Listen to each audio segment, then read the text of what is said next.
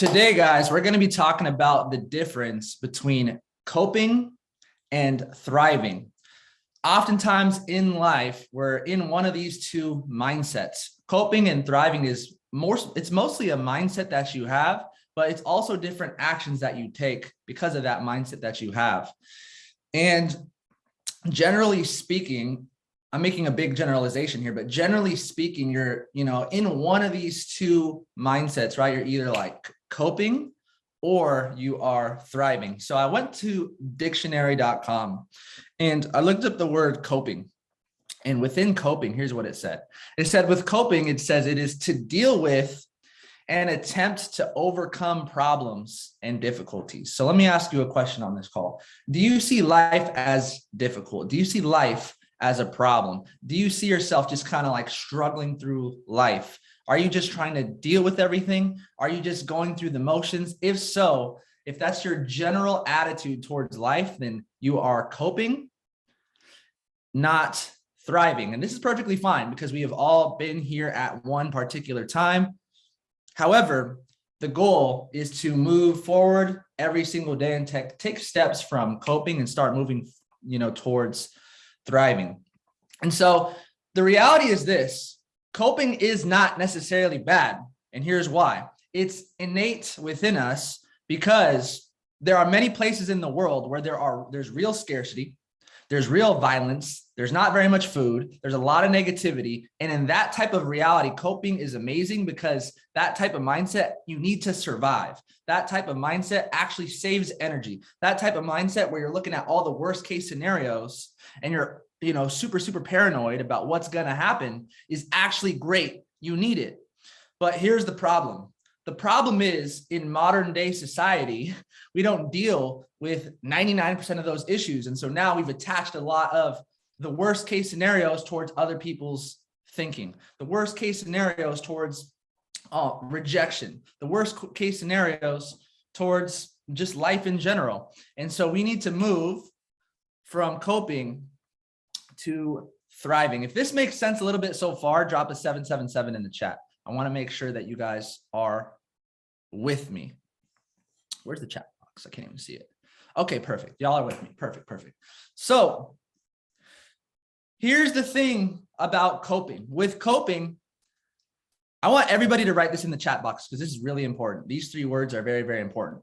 Self-fulfilling prophecy. Write this in the chat box. Self-fulfilling prophecy. What does that mean? What that means is seek and you shall find, right? So if you're always projecting worst case scenario, if you're always thinking about, what could possibly happen in a negative way, seek and you shall find. You're going to create different situations, circumstances like that in your life. So even when we have conversations like this and we break down the difference between coping and thriving, a lot of people just goes over their head. People just assume that it's not for them, right? And people just don't, they just can't receive the information because of the specific mindset that they are in. However, what you want to do is you want to realize that, whatever mindset that you have, coping or thriving, that is going to, create either negative or positive outcomes within your life. So let's talk about thriving. I looked up the definition of thriving, and the definition of thriving, I think it was dictionary.com. It said prospering, doing well, and highly successful. Prospering, doing well, and highly successful. Now, I think that people hear the word success and they instantly think money, right? They instantly think six figures. They instantly think seven figures. And don't get me wrong, money's important. Anyone who tells you otherwise is a crazy person. Run away from them. However, I do know that there's a lot more to life than just money. There's relationships, there's happiness, there's your, there's a million different things, right? There's your health. All these things are just as important as well. And so when it comes to thriving, I'm not just talking about financially. I'm not just talking about money, right? Yes, money is extremely important. I think that it's going to solve a lot of your problems, but not all of your problems. I also believe that some of the most wealthy people, some of the most successful people are the ones who are also the most unhappy within their life. And so when we think of the word thriving and the definition of it being prospering, doing well, and being successful, it's not just about money. It's also about your emotions. It's also about your mindset. It's also about your mental health. It's also about your regular health. It's also about your relationships as well. I don't know about you guys, but I don't want to be the wealthiest person in the entire world, but I have terrible relationships. I'm unhappy. I'm miserable. I, am out of shape. I want to have some type of balance within my life. Understand this too. This is a key saying. This is a key quote. I think it goes something along like this. It's like, if you are not happy with the results, then those are not results. I thought that was a very interesting statement. Like, if you are not happy with the results, then those are not results. If you're going out there and you're getting results within an area in your life, like, let's just say in a certain way, but you're not happy, who cares, right? None of that even matters. I would rather, if I had to choose, I would rather make 6 figures and be happy than make 7 figures and be extremely unhappy, right? Obviously, you want both, but you guys get what it is that I'm saying. Now, I'm going to break down some of the differences between coping and thriving in different situations so you can start to really identify it within, yes, other people, but most importantly, within yourself. It's easy to see it within other people, but it's very, very hard to see the picture when you're in the frame. So I'm going to give you guys a bunch of different ways of looking at it, because if we could hit it from all these different angles, you'll start to see what it is that I'm saying. So one thing I want to talk about, guys, is the difference between neediness and being whole, happy, and complete now. So when it comes to people who are coping, they come from this neediness frame. They feel like they need a lot, right? They feel like they need that next customer to join their business. They feel like they need that next trade to hit. They feel like they need other things outside of them to fill this hole in themselves. Now, on the other hand, people who are thriving, they have a general belief that they are whole, happy, and complete right now. And coming from that frame of being whole, happy, and complete as you are, don't get me wrong, you can always level up. You can always level up. You can always level up. But ironically, there's this paradox between self-improvement and self-acceptance. I wasn't even going to talk about this, but you can improve, but you also have to accept yourself. You have to love yourself. You have to be happy where it is that you are now. And ironically, that's also improving yourself too. So rather than coming from a needy frame where you need things, you need this to happen, you need that to happen. For me, I'm in a mindset where it's like, if that happens, amazing. I know exactly what it is that I want, but then I let it go. If it doesn't happen, that's okay too. I want this person to join my business, but if they don't join my business, that's perfectly fine. I'd like for this trade to hit, take profit, but if it doesn't, that's perfectly fine. I'm whole, happy, and complete as I am. Another way to think of it is like this. I am awesome on the path to becoming more awesome. That's a way to look at it. Like, I am awesome as it is that I am while I'm on the path to becoming more awesome. What makes you think, if you're not happy right now, that just because you have a little bit more green paper, more money, that's going to make you more happy? Yes. Does it solve a lot of problems? Yes. Go out there and make a lot of money. I'm not saying to not do that. But what I'm saying is it's always that destination. But what happens when you get to that destination and you feel exactly the same as you did when you started the journey? That's an issue.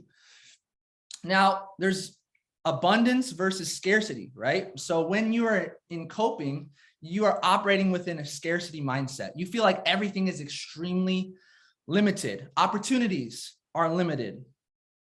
You feel like you miss a trade and you're like, wow, like I missed out on that trade, right? Or, maybe you messed up when, sharing the opportunity with somebody else and you're beating yourself up because you missed out on a potential business partner and you're just operating within the scarcity mentality. On the other hand, people who are thriving, they have an abundance mindset, right? Where there's more everything. There's enough of everything, not just for you, but for everybody around you, right? There's an abundance of opportunities. There's an abundance of people who are excited about joining your business. There's an abundance of potential trade and investment ideas. There's an abundance of everything and anything in your life that you want, and not just for you, but for other people, right? So there's abundance and there's scarcity. Now, another thing is there's attachment versus being emotionally detached. Now, this is really, really, really, really key. And this confuses people, so pay very close attention to this part. Most people are on this emotional roller coaster. They're very attached to their results, right? So what do I mean? What I mean is, if they are in a business and they're creating a lot of momentum within the business and everything's going good, they have new excited people joining their business every single day, they're getting results, then they're good. But the thing is also at the same time, if things aren't going their way, when things are bad, then things are extremely bad, right? And what happens is they're on this yo-yo, they're on this, what I call the emotional roller coaster, where they let their highs get way too high and their lows get way too low. When things are going good, it's like they're when things are going good, they're like, man, I'm going chairman tomorrow. When things are going good, they're like, wow, I'm trading so well, I don't even need products and services anymore, right? When things are going good, they're just, it's almost like too good, right? And then boom, when things are going bad, when they're not getting the results that they want, when people aren't joining their business, when they're getting a lot of rejection, when they're getting a lot of negativity, what happens? Now they're in the mindset of, I don't know if I could do this. I don't know if this is for me. I don't know if it's even possible, right? And what happens is they're so attached to everything. So what you want to do is slowly but surely is you want to emotionally detach yourself from the outcomes within your life. What does that mean? What that means is, if I am presenting the business to somebody, I would like them to join my business, but if they don't, it's perfectly fine. Why? Because there's an abundance of people who are excited about what it is that we do. I know what I have. I know the value that I bring.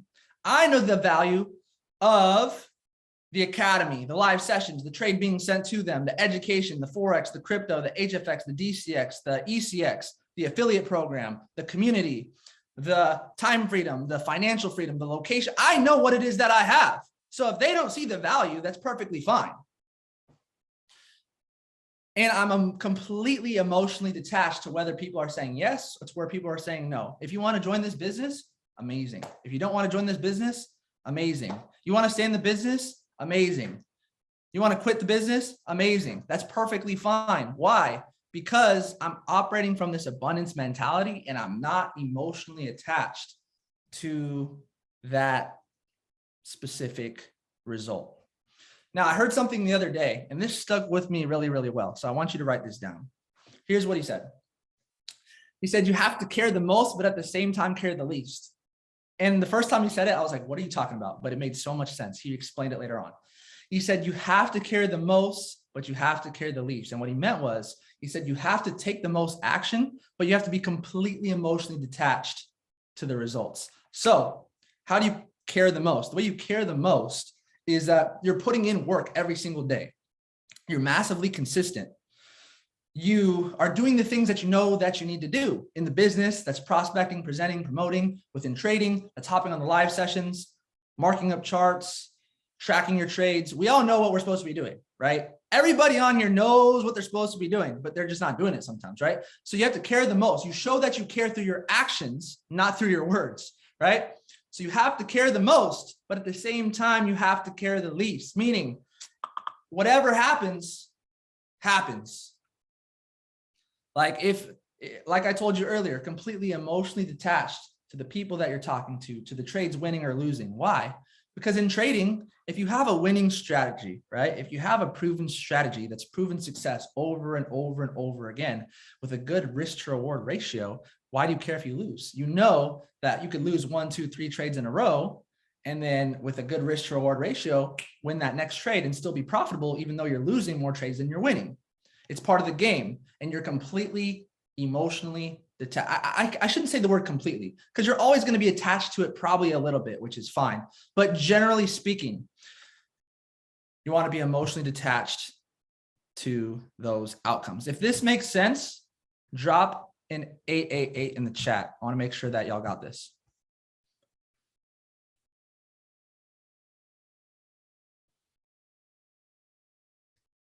Okay, perfect.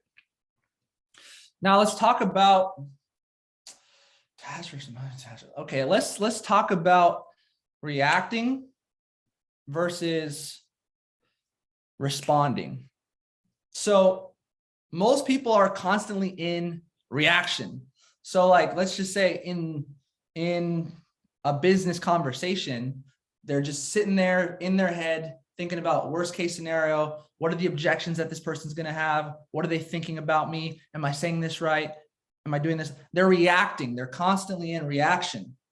And then there's responding, where it doesn't matter what it is that happens around you, but when you're thriving, you respond to situations. What that means is negative things that happen. What is a negative thing? Negative things that happen to you within your life kind of just like bounce off of you, number one. And when you do have to take action, it's not something that's extremely emotional. It's something that's calculated, and it helps you move closer to your goals.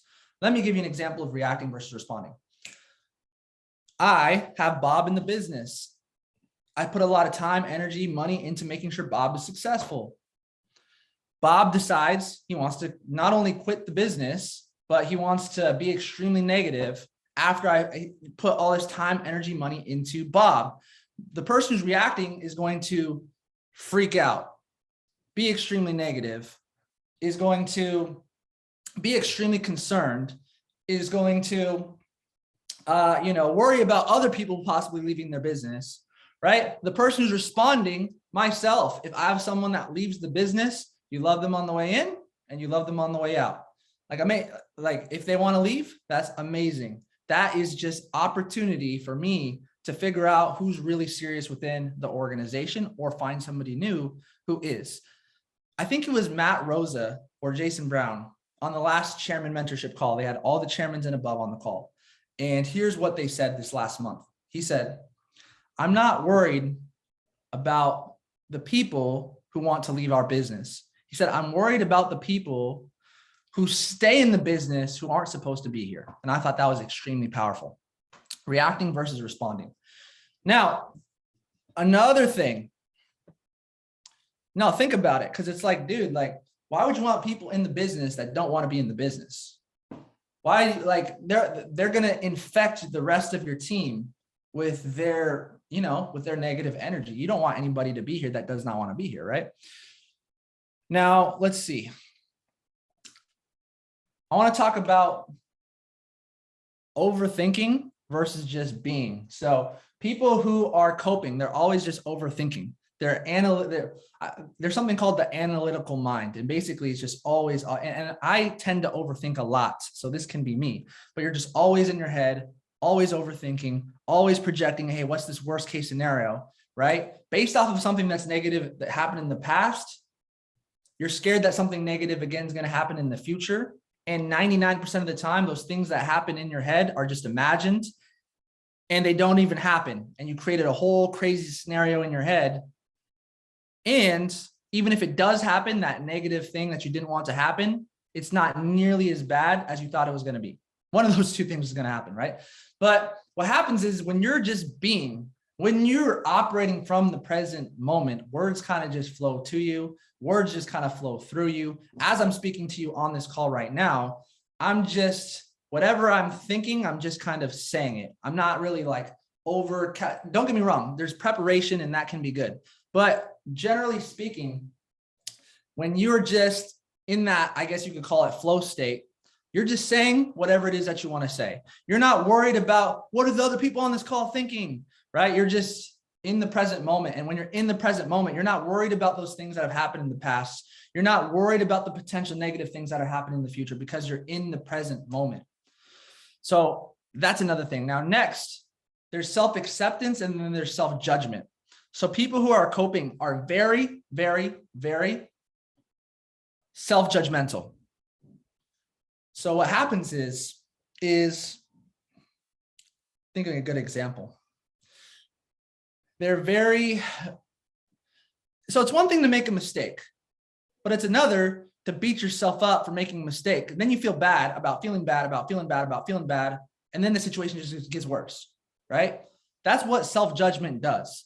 Self-acceptance is the idea of the fact that you love yourself and accept yourself 100% no matter what mistakes that you've made in the past, no matter, what negative things have happened to you in the past, you accept it and you embrace it, because only until you accept it and you embrace it are you able to move forward. So people who are thriving, they 100% accept themselves fully as they are, and they do not judge themselves at all.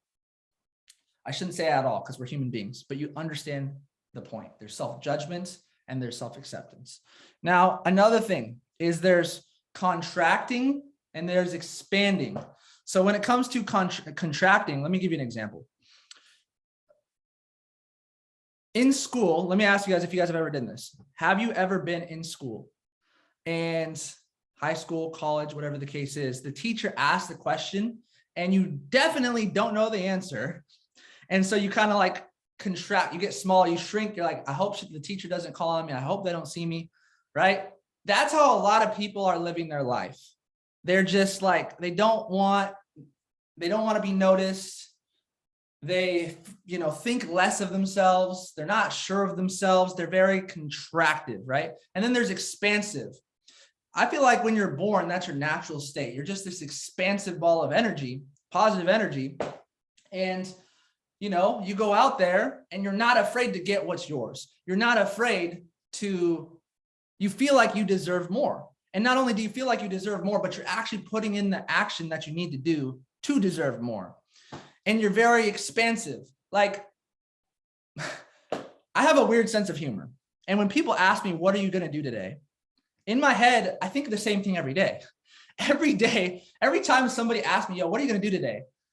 In my head, I get like the weird, I don't know if you guys ever seen the cartoon, The Pinky and the Brain. And the dude's like, we're going to do the same thing we do every day. We're going to try to take over the world. Like, that's how I feel. Like I'm always trying to expand. I'm always trying to grow. I'm always trying to do things bigger. I'm always trying to do things better every single day. Every day, right? And then let's talk about having a competitive frame versus a collaborative frame. People who are coping, they're in a very competitive mindset. They're competing with everybody. They're competing with other companies. They're competing with people who are in IM Academy. They're competing with other teams within the academy. Here's the craziest part. If you're really, really, really coping, what you'll do is you'll start competing with people who are in your own organization. This unfortunately happens sometimes, but what they'll do is there are certain people where they're very jealous of your success, even though you're on their team, which doesn't make any sense because in order for them to have success, you have to have success, but they'll see you level up, have a lot faster success than they did, and that will make them feel bad. And what they'll do is they want to see you do good, but not better than them. Every single person that's in my team, I let them know, don't get me wrong. I'm competitive in a good way where it's like, dude, like, good luck trying to beat me. But at the same time, for people who are in my organization, I hope that they do better than me. I hope that they take things to the next level. Pinky and the Brain reference. No, facts. That's how I really feel. But yeah, what I'm saying is they're operating in this competitive frame. They're trying to compete with everybody and anybody. Now, when you're thriving, you're operating in a collaborative frame. On this last Saturday, why did I do a call with Mike Sotero? We're not on the same team. We don't have the same organization. Why are we collaborating? Because we know that the both of us together can accomplish a lot more than us on our own. And don't get me wrong, there are certain people you don't want to collaborate with, right? But generally speaking, the more that you collaborate with like-minded, positive people, if they're in your team, amazing. If they're on other teams, amazing. However that looks like, you can accomplish a lot more than you can by yourself. You see a lot of people say my team, my team, my team all the time. And that can be fine. But oftentimes what I noticed is that they're just like trying to really, what happens is they end up isolating their organization. And when you isolate your organization and they are only looking up to you for support, they only have that one person, and you isolate them away from the community, you end up shooting yourself in the foot and your team at the same time. That's another thing that happens when you're in competition. But when you are in a collaborative frame, that's where you want to be. Now, I want to talk about win-win situations. I made a reel. I haven't posted it. Maybe I'll post it today. Who knows? But I was talking about, this kind of goes hand in hand with the last thing I was saying. On the reel, here's what I said. I said, you want to create win-win situations in your life. What does that mean? In business, in your relationships, in your life, you want to create win-win situations where if somebody gives you a business deal and they win, it's a good idea for them, but you lose, then you lose, right? On the other hand, if you're trying to get into a business deal with somebody else and you're going to benefit greatly, but they don't benefit at all, or maybe you overpromised and underdelivered to them and you're just trying to benefit yourself, it's a win-lose, then ultimately karma's going to come back around later and you're going to fall back to the success level that you're supposed to be at. You might even have a little bit of success for a short period of time, but that's not going to work long-term. So what do you want to do? You want to create win-win situations in your life. I do not in any way, shape, or form build relationships with people, live my life with people, get into business with people, unless I know for a fact that we are adding value to each other, that we're going to elevate together. And there's a lot of different ways to do that. And I'm going to explain to you how to do that. You know what? I'll just explain it to you right now. People who are thriving, what they do is, let me explain this. They're focused on three things. Number one, they're adding value to others. They're always asking, hey, how could I add value to so-and-so? How could I add value to my business partner? How could I add value to this relationships? Number two is they're trying to also add positive emotions to people. We live in a very, very, very negative society, right? 85% of people that have a job hate their job. So that's not surprising. But you can write these three things down: fun, carefree, and passion. Everybody wants to have more fun. Everybody wants to be more carefree, and everybody wants more passion within their lives. So another way that you could add value to people is through positive emotions, right? How do you do that? You learn how to push your own buttons within yourself, right? You learn to have fun yourself. You learn how to not take yourself so serious.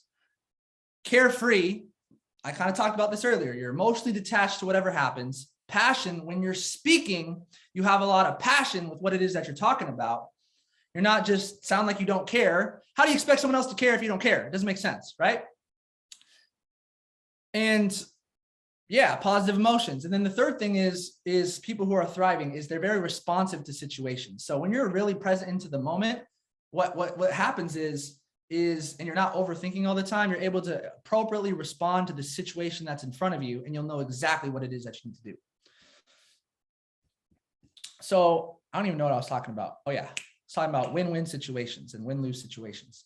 So yeah, I am not going to get into a business deal, relationship, any type of anything, unless I know I'm adding value to them, they're adding value to me, together, or not even just together, maybe it's a group of people. All of us together are going to elevate. If this makes sense, drop a 222 in the chat.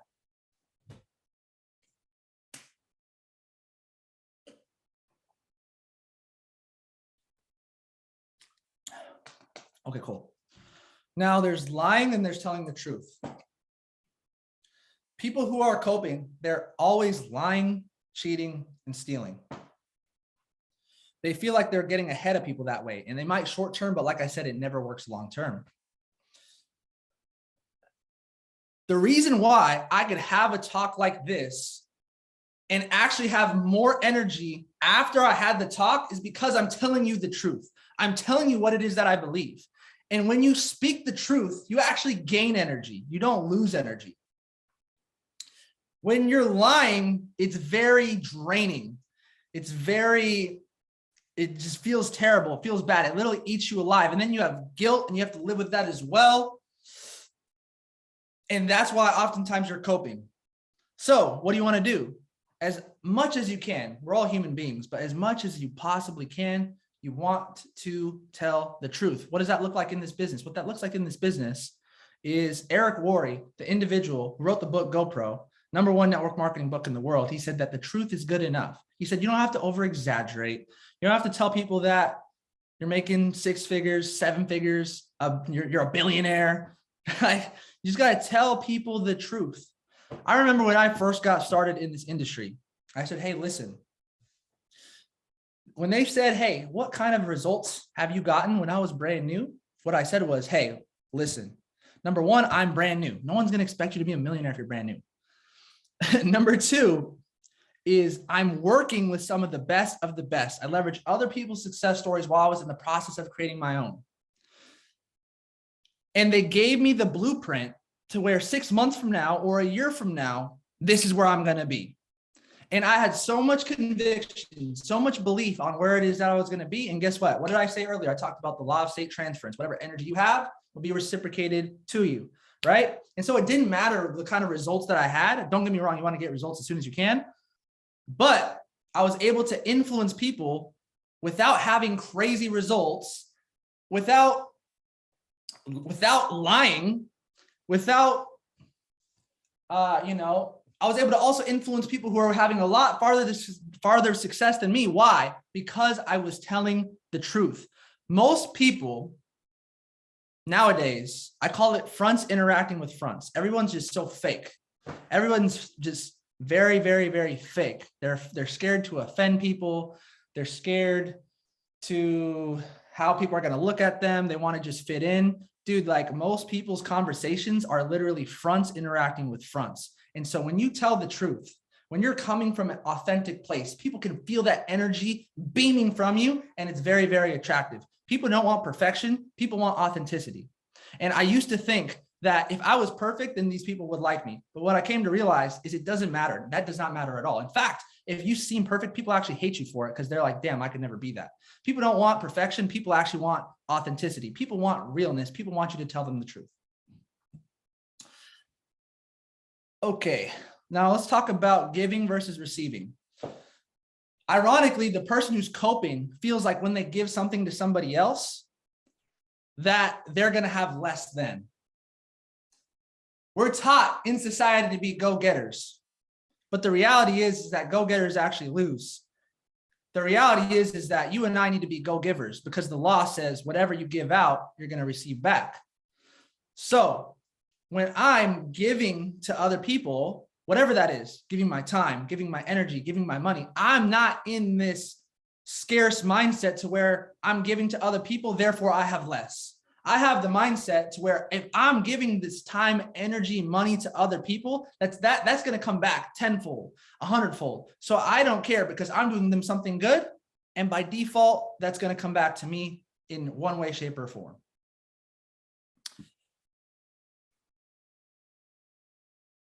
Let me give you another idea. It's 3:40, so I only have a couple minutes left with you guys. There's cause and effect, and there's causing an effect. So cause and effect is waiting for something outside of you to change how you feel on the inside. If you're coping, you're just in this victim mentality and you're just always waiting for something good to happen for you to feel good. Let me ask you a question. Drop a 777 in the chat. If you've ever just woke up, nothing bad happened to you, but you just woke up in a terrible mood. Drop a 777 in the chat. If you just woke up, or maybe you didn't even just wake up. Maybe you just randomly felt bad. Let me ask you an interesting question. If you could feel bad for no reason, could you feel good for no reason? I think the answer is absolutely yes. So we live in this weird paradigm where it's like, okay, cool. We're waiting for something outside of me to change how I feel on the inside. What if we switch that? We go from cause and effect, waiting for something outside of you to change how you feel on the inside, to causing an effect, which is changing how you think and feel now. And by default, everything around you starts to change. That actually kind of plays into what I was going to say next, which is people who are coping feel like they are a product of their environment, which is half true. You're definitely a product of your environment, right? To an extent, of course. Obviously, if you're surrounding yourself with certain types of people, that's going to rub off on you, of course. But people who are thriving, the way that I see it is that my environment is a product of me. What does that mean? What that means is what I do is I take my ideas, my positive emotions, my positive energy, what it is that I want to put out in the world, and I make an influence on everything around me, right? What's your environment? Your environment is the people around you, the information you're listening to, the experiences that you have. You could choose those things as well. You could choose the people that you surround yourself with. You could choose the information that you're listening to. You could choose all these different things, right? You could change how you think and feel within yourself, and by default, everything and anything around you will start to change as well.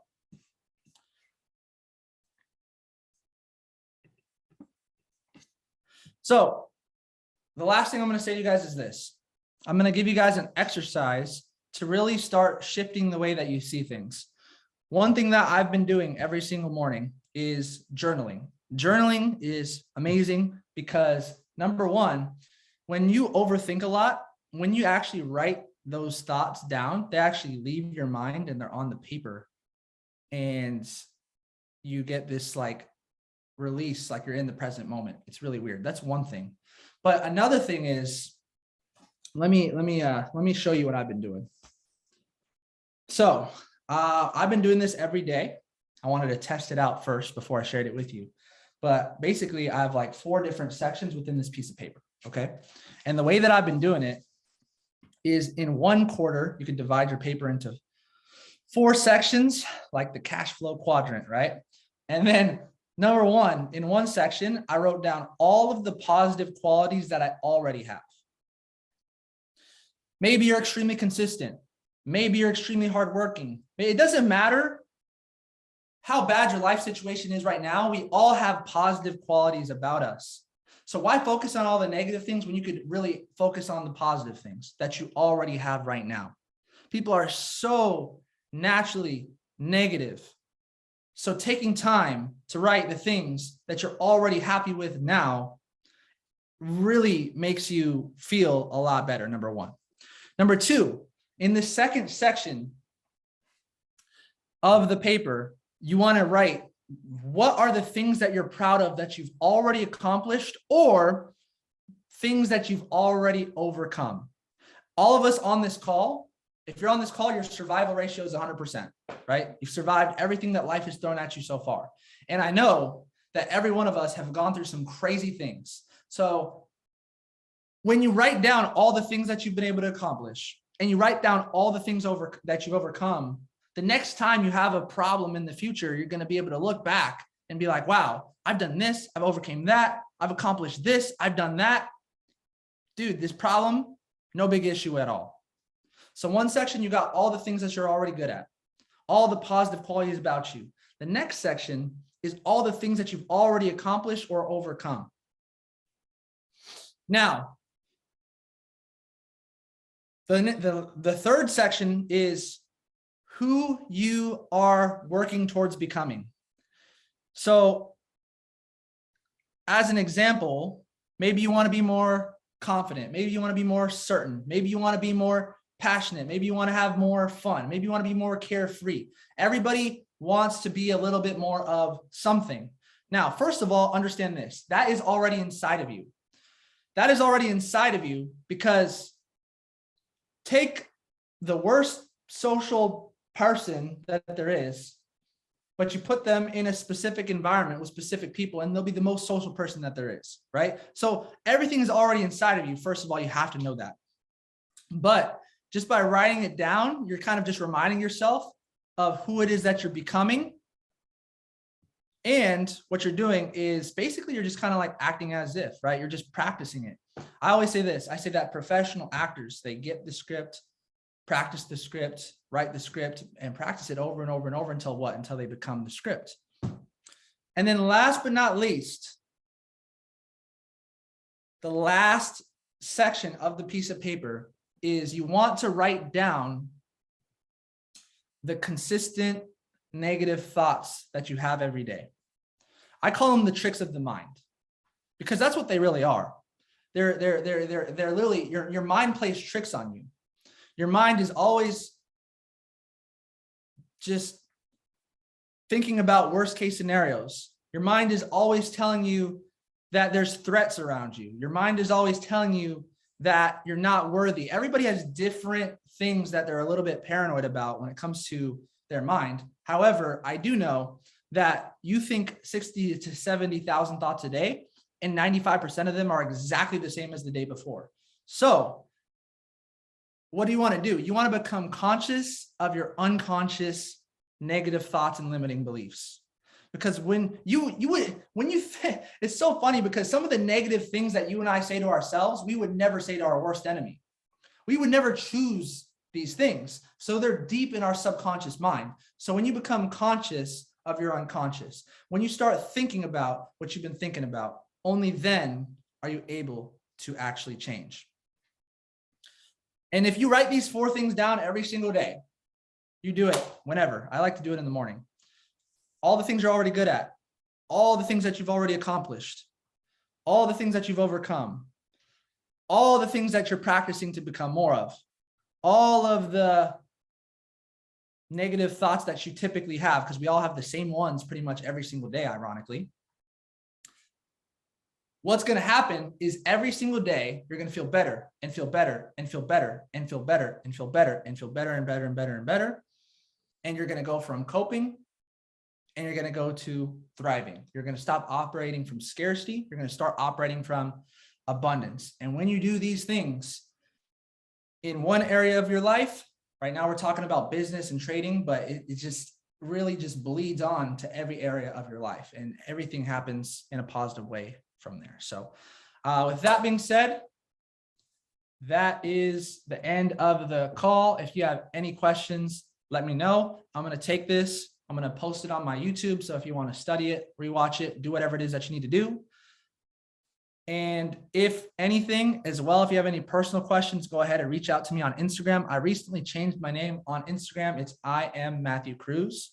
And that's it. So appreciate you guys for hopping on for the last 45 minutes. Have an amazing rest of your guys' day, and I will talk to you all soon.